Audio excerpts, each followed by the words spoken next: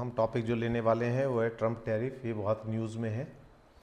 हुआ ये है कि अमेरिका जब भी कोई देश किसी भी देश में निर्यात करता है तो जो आयात करने वाला देश है वो कुछ शुल्क लगाता है और वो अपनी सुविधा के अनुसार लगाता है। ये जो टैरिफ्स हैं वो मैंने अपने देश के उद्योग धंधे को प्रमोट करना है तो मैं बाहर से आने वाली चीज़ों पर शुल्क लगा दूंगा। जैसे एक समय में इंपोर्टेड गाड़ियों के ऊपर 200-250% शुल्क था। वो किस लिए था? ताकि हमारे यहाँ की गाड़ियाँ बिके, और वो शुल्क इतना ज़्यादा था, इसी वजह से लोगों ने यहाँ पर अपने सेटअप्स लगाए। और कंपनियाँ जैसे मारुति आई और कंपनियाँ आई, आज सारी कंपनियाँ इंटरेस्टेड क्यों हैं? क्योंकि यदि बनी बनाई गाड़ी को एक्सपोर्ट करते हैं तो इंडिया जब उसको इंपोर्ट करेगा तो उस पर बहुत ज़्यादा शुल्क लग जाएगा। तो ऐसे ही अपने उद्योग धंधों को बचाने के लिए कि हम तय करते हैं कि कौन कौन से धंधे हमारे जो फ्लोरिश कर सकते हैं, और वो क्यों नहीं फ्लोरिश कर पा रहे? क्योंकि इंपोर्ट की वजह से। इंपोर्ट सस्ता हो रहा है या इंपोर्ट वो हो रहा है। तो इसलिए हम क्या करते हैं कि अपने बिजनेस को बढ़ाने के लिए, अपनी मैन्युफैक्चरिंग यूनिट्स को प्रमोट करने के लिए हम क्या कर देते हैं कि इंपोर्ट ड्यूटी लगा देते हैं। ठीक है, तो ये तो हो गई इंपोर्ट ड्यूटी की बात। अब एक्सपोर्ट को बढ़ाने के लिए भी गवर्नमेंट क्या करती है? क्योंकि एक्सपोर्ट जब बढ़ेगा तो फॉरेन इनकम आएगी, हमारा फॉरेन रिजर्व बढ़ेगा, हमारे पास डॉलर में इनकम आएगी, तो हम वैश्विक स्तर पर मजबूत होंगे।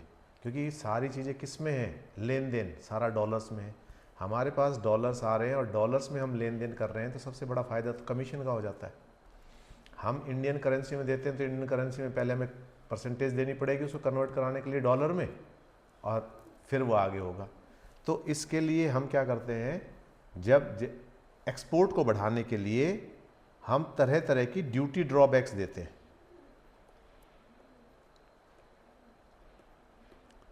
ड्यूटी ड्रॉबैक का मतलब ये होता है कि जो भी उस पर शुल्क लग रहे हैं उसकी मैन्युफैक्चरिंग पे, उस पर्टिकुलर प्रोडक्ट के ऊपर, उनमें सरकार रियायत दे देती है।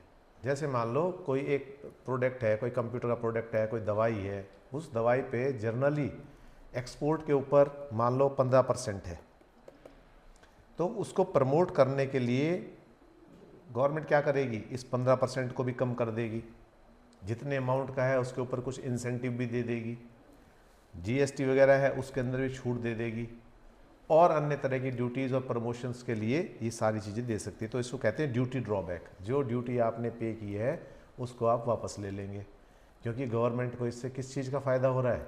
फॉरेन करेंसी अर्न कर रही है गवर्नमेंट। ठीक है, और फॉरेन करेंसी रिजर्व्स बहुत ज़रूरी है। आपने सुना होगा एक समय में फॉरेन करेंसी रिजर्व्स हमारे बहुत थोड़े रह गए थे, उसके बाद हमें सोना रखना पड़ा था उनको बढ़ाने के लिए। लेकिन आज की तारीख में हमारे पास एक हैंडसम बैंक बैलेंस है फॉरेन करेंसी रिजर्व्स का।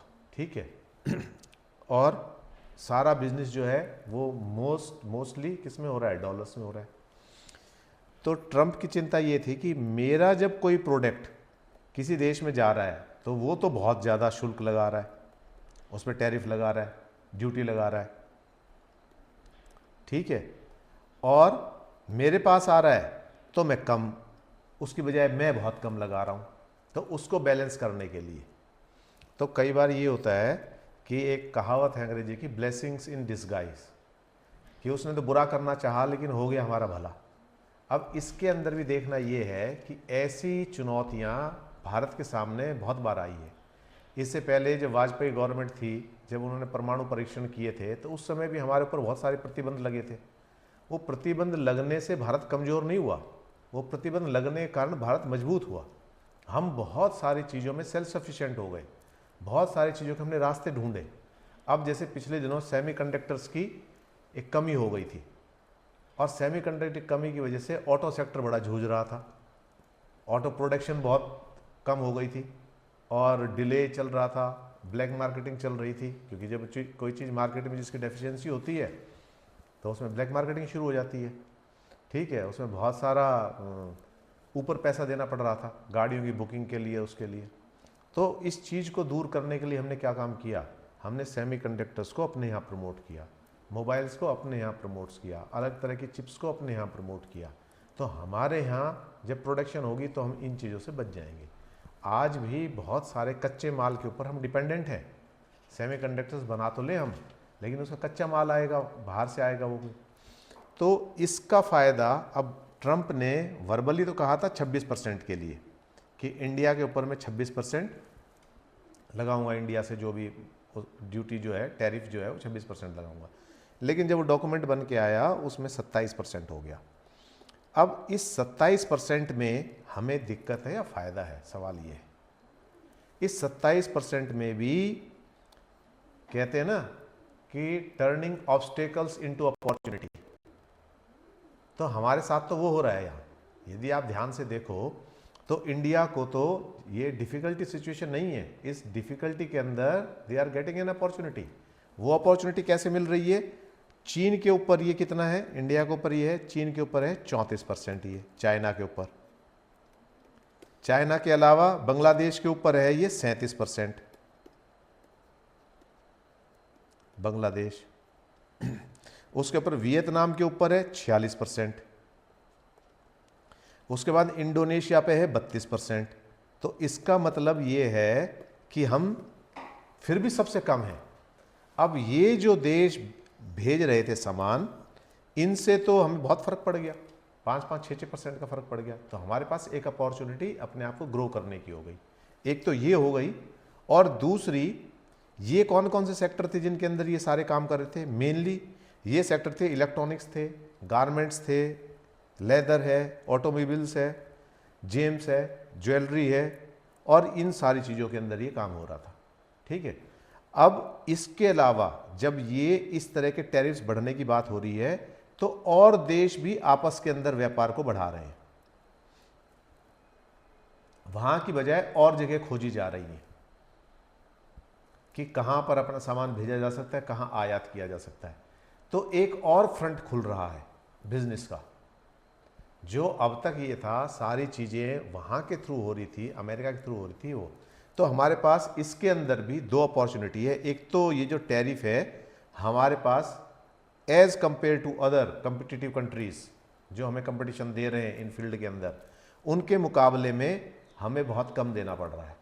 और ये जब कम देना पड़ रहा है तो हम और चीज़ों के अंदर अपनी क्वालिटी इंक्रीज़ करने के लिए और चीज़ों के अंदर हम इसका यूटिलाइजेशन कर सकते हैं, क्योंकि वहाँ पर तो ड्यूटी के हिसाब से कॉस्ट पड़ेगी ना। अमेरिका में तो कितनी ड्यूटी पड़ रही है उसके हिसाब से।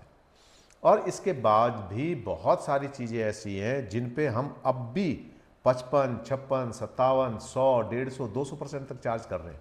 हमने कोई रिलैक्सेशन थोड़ी किया है, हमने कोई रिलैक्स नहीं किया, हम तो उसी में हैं, वही लगाया हुआ है। तो ये हमारे पास सारे बिजनेस को दोबारा ग्लोबलाइजेशन के इस दौर के अंदर अपनी प्रेजेंस शो करने का एक और मौका है। और दूसरा ये है, दूसरा मैंने बता ही दिया कि हमारे जितने भी कंपटीटर्स हैं उन कंपटीटर्स के मुकाबले में हमें ये बहुत कम पे करना पड़ रहा है। तो this is also an opportunity for us. तो कहने को ट्रंप कुछ भी कहे, सारा कुछ कहे, इस घड़ी के अंदर भी हमें चुनौती के साथ साथ एक अवसर भी मिल रहा है। तो उन सारी चुनौतियों को अवसर में बदलने का एक मौका मिल रहा है हमें। और यदि हम इस मौके को कैच कर लेते हैं तो हमारे अमेरिका के साथ साथ और देशों के साथ भी, और बहुत सारे देशों के साथ भी संबंध हो सकते हैं। हम उसको रूट थ्रू भी कर सकते हैं। जैसे बहुत सारी चीज़ें ऐसी होती हैं जहाँ चाइना का माल हम ही भेज रहे हैं, चाइना से हम इंपोर्ट कर रहे हैं, इंपोर्ट करके हम एक्सपोर्ट कर रहे हैं, उसमें वैल्यू एडिशन करके कुछ और करके कुछ चीज़ें हैं जिनके अंदर वहाँ से हम आयात कर रहे हैं। तो हमारे पास एक और अपॉर्चुनिटी बन रही है एक्सपोर्ट की। तो इसलिए इसके अंदर, क्योंकि ये तो चीज़ें बढ़ेंगी घटेंगी, एक आदमी जब भी सत्ता में आता है तो कुछ कह के आता है, what he is doing for America. तो उसने पहली बात कह दी अमेरिका में कि मैं अमेरिका को प्रमोट करने के लिए अमेरिका फर्स्ट की नीति कर दी उसने। तो अमेरिका फर्स्ट है तो इंडिया फर्स्ट की बात हो गई। लेकिन इसके अंदर भी जब इंडिया इस तरह की बात कर रहा है, उसके अंदर भी इंडिया के पास एक अपॉर्चुनिटी है अपने आप को ग्रो करने की। तो यहाँ भी हमें एक पॉजिटिव वो नज़र आ रही है हमारे बिजनेस को ग्रो करने के लिए इंटरनेशनल स्तर पर। क्यों? क्योंकि जो कंपटीटर्स हैं उनके मुकाबले में हमारे ऊपर जो टैरिफ इम्पोज किए हैं वो काफ़ी कम है। ठीक है।